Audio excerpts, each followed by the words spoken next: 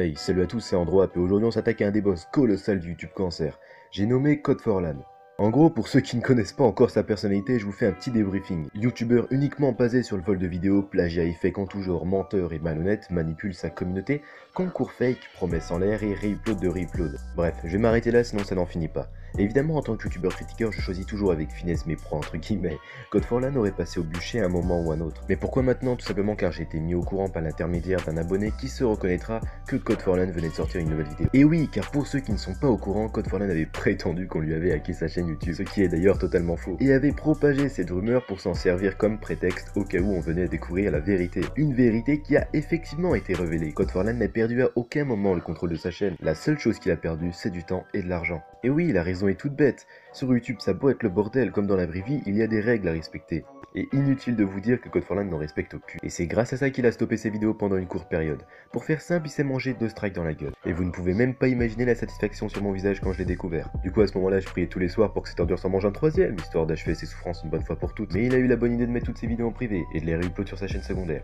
Il est malin, le four. Enfin, j'ai prié pour rien, car notre petite Code4Lan revient en force sur sa chaîne principale. Sûrement grâce à son network. Et nous balance une vidéo bien putaclic, histoire de rattraper le temps perdu. Et quand j'ai vu le nombre de likes sur sa fameuse vidéo facecam, j'étais au bord de la dépression. Le pire c'est dans tout ça, c'est qu'après s'être joué littéralement de sa communauté, il se repointe niveau connu et tout revient dans l'ordre. Je commence vraiment à croire que sa communauté n'est composée que de gamins prépubères incapables de penser par eux-mêmes. De véritables marionnettes de cirque. Y a de quoi désespérer et quand je pense au nombre de personnes qui méritent 10 fois plus son succès à cet enfoiré, ça me donne envie de le cogner jusqu'à ce qu'il puisse ouvrir sa gueule. Car on n'a pas vu sa tête mais on a vu l'allumette qui le sert de trépied. Je parle bien sûr son corps. Ça m'étonnerait même pas qu'il ait passé son enfance dans un coin à se faire victime. Et maintenant il se raccroche à la seule chose qui lui donne un minimum de valeur. C'est sa chaîne misérable qui ne mérite même pas notre attention. De toute façon, vu comment on est parti, ça risque pas de s'améliorer. On devient de plus en plus con au fil des générations. Plus tard, je serais même pas étonné de voir toute la plateforme remplie par ces personnes, avides d'argent et comme seul désir la célébrité. La morale de cette histoire, c'est qu'il n'y en a jamais eu une. Code4Lan a monté ce discours de toutes pièces et a obtenu ce qu'il voulait, votre confiance. Je comprenne que des gens puissent adhérer à ce genre de vidéos, réactions, mais se servir de la naïveté des plus jeunes pour empocher de l'argent, c'est juste dégueulasse. Franchement, je m'arrête là. J'ai pas envie de continuer de parler d'une cause perdue d'avance. C'est tout pour cette vidéo. Sur ce, ciao bye tout le monde.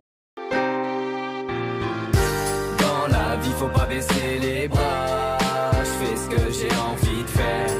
Les jaloux, je les écoute pas, qu'ils aillent niquer leur mère. J'en ai pris des coups de couteau dans le dos.